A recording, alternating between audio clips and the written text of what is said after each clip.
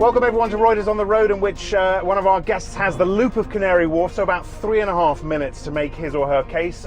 With me today is Hugo Dixon, editor of Breaking Views. Hugo, we've got Eurozone finance ministers meeting on Friday. It's a great opportunity to talk about how to tax the banks once and for all. You've got your 3 minutes, and I think we can kick it off now, Fred. Let's get going. How do they do it? Okay, well, the opportunity is presented by the fact that the so-called Robin Hood tax, which was the financial transactions tax, looks like it's dying a slow death. Yeah.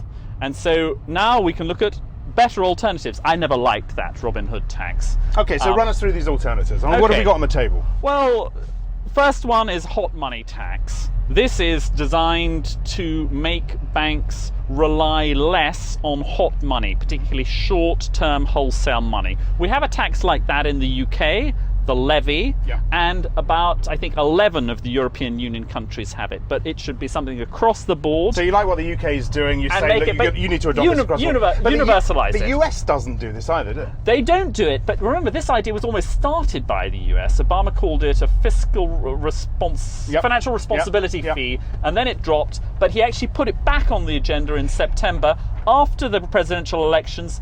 There's a chance that as the Americans decide to shrink their deficit, they may need something like that. Quarter of the way around, Hugo, what's next?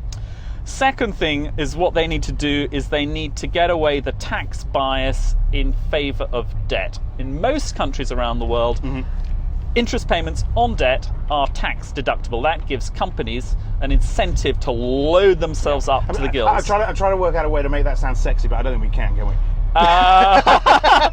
Not really, but but if you incentivize people to take on a lot of debt, they're going to be irresponsible, and not just the companies, but the banks. And this is one of the core reasons that we really need to get rid of this. And then finally, the final one is, well, it has got a sexy name. It's called the FAT tax, which is really a bit like VAT. Halfway around now, Hugo.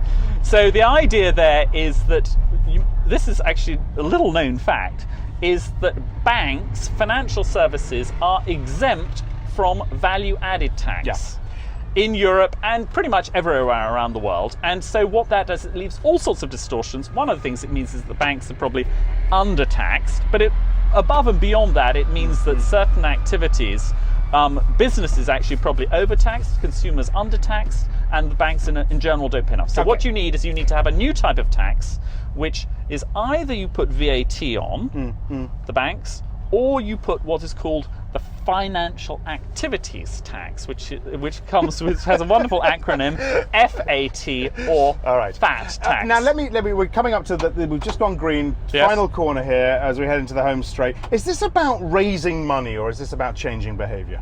It's about two things. The first tax, the hot money tax, is about changing banks' behaviour so that they rely less on hot money, easy come, easy go money, which makes them more vulnerable. Same this thing about removing the bias against in favour of debt. That's that will then reduce the amount of leverage in the system and again lead to better behaviour. The FAT tax is basically about raising money. All right, here comes Thomson Reuters. Hugo, I take my hat off to you. You've done a better job than most people of making this sexy. Thank you very much indeed. Hugo Dixon, the founder of Reuters Breaking Views. I'm Axel Threlfall, and we're back at Reuters.